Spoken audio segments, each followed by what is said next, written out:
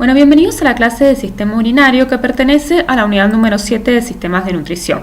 En la clase anterior nosotros aprendimos acerca de la formación de la orina y en esta clase aprenderemos cómo se produce la concentración de la orina. Bueno, en animales terrestres el control de la pérdida de agua a través de la orina es un mecanismo esencial para mantener el equilibrio hídrico. Es así que en el caso de aves y mamíferos tienen la capacidad de excretar o de eliminar una orina hiperosmótica. ¿Esto qué significa? Que es una orina más concentrada que el resto de los líquidos corporales.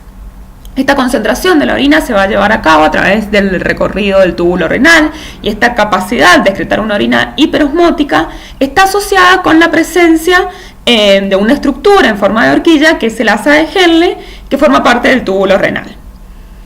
A su vez, la formación de una orina más concentrada que el plasma sanguíneo se debe a la existencia de una alta concentración de solutos en el líquido intersticial de la médula renal, lo cual depende de tres propiedades estructurales y funcionales de la nefrona.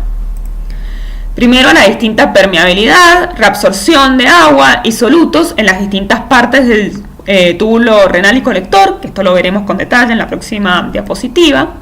A la presencia de proteínas de membrana en el asa de Henle que transportan iones fuera del túbulo y a un mecanismo de contracorriente en el asa de Henle que lo veremos al final de este video. Bueno, acá tienen representada una nefrona. Acá, fíjense, este es el glomérulo, la cápsula de Bowman, el túbulo contorneado proximal, la rama descendente del asa de Henle, la rama ascendente delgada del asa de Henle, la rama ascendente gruesa del asa de Henle, el túbulo contorneado distal y el conducto colector. Esta es la corteza, la médula externa y la médula interna. Además van a observar ciertos números que corresponden a valores de osmolaridad. Como pueden ver, existe un gradiente osmótico que va en aumento o en incremento hacia la región, desde la corteza hacia la región de la médula interna, donde se alcanza el valor más alto de osmolaridad. Las unidades de estos números son miliosmoles por litro. Y con flechas tienen representados los distintos tipos de transporte que van a ocurrir a lo largo del túbulo renal. Las flechas rojas representan el transporte activo de iones cloruro y sodio, con flechas moradas la difusión de cloruro de sodio, con flechas verdes la difusión de la urea, en negra la difusión del agua y los puntitos que observan acá a lo largo de la médula son los iones sodio y cloruro y también moléculas de urea. Bueno, ahora vamos a ir explicando cómo es esto de las diferencias de permeabilidad que existen a lo largo del túbulo renal y los distintos tipos de transporte que se llevan a cabo y cómo va a ocurrir esta concentración de la orina. Fíjense que el líquido que ingresa a la cápsula de Bowman y posteriormente al túbulo renal, pasando en primer parte por el túbulo contorneado proximal, es isosmótico en relación al plasma sanguíneo. Acá fíjense que el valor es de 300 de la osmolaridad que circula del plasma sanguíneo que circula por el glomérulo y el del filtrado glomerular tiene la misma osmolaridad. En el túbulo contorneado proximal va a existir una reabsorción de cloro, de iones cloruro, de sodio y de agua. Fíjense que las flechas rojas nos indicaban el transporte activo de estos iones y las flechas negras la difusión de agua, que van a ser transportados hacia el espacio intersticial. Posteriormente, una vez que el líquido circula por la rama descendente del asa de Henle, vamos a ver que cada vez se va a ir concentrando, cada vez más. ¿Cómo se produce esto? Bueno, debido a que la rama descendente del asa de Henle es impermeable a los iones, pero sí es permeable al agua.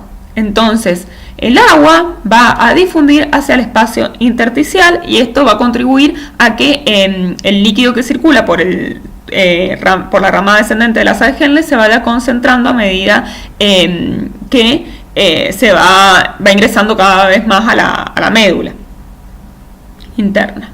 Y esta región de la médula interna presenta una alta concentración de solutos y eso también facilita la salida del agua hacia el espacio intersticial. Esta alta concentración de solutos se debe a los iones, a la presencia de iones y también a la presencia de urea. ¿Por qué? Porque cuando el líquido circula por la rama ascendente del asa de Henle, va a existir una difusión de iones, una difusión de cloruro de sodio y un transporte activo de cloruros y de sodio, lo cual va a contribuir a este gradiente osmótico. Además, la rama ascendente del asa de Henle es impermeable al agua. Por lo tanto, a medida que el líquido circula por la rama ascendente del asa de Henle, se va a ir diluyendo cada vez más debido a la salida de los iones hacia el espacio intersticial.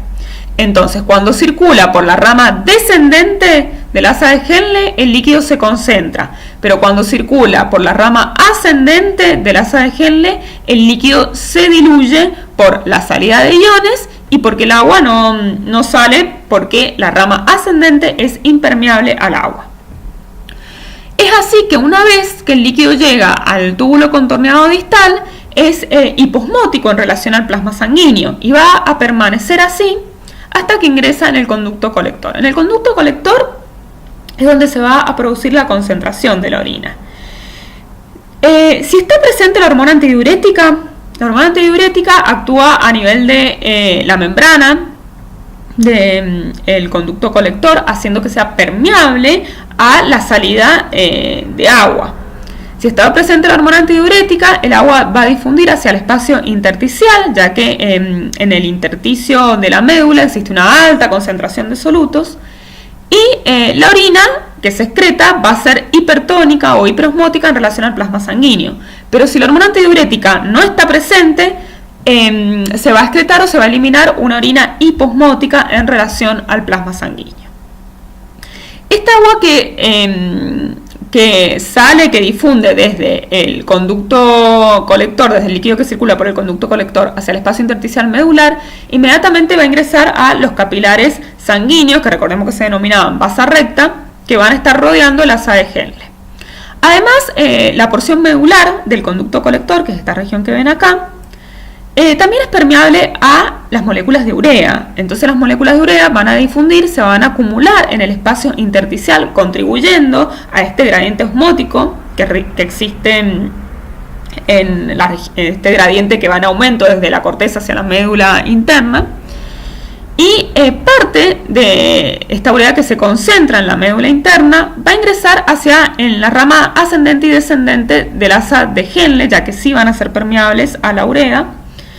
Y la urea va a permanecer en el líquido tubular por todo este recorrido hasta que pase nuevamente por la porción medular del conducto colector, donde nuevamente una porción de urea va a difundir hacia el espacio intersticial.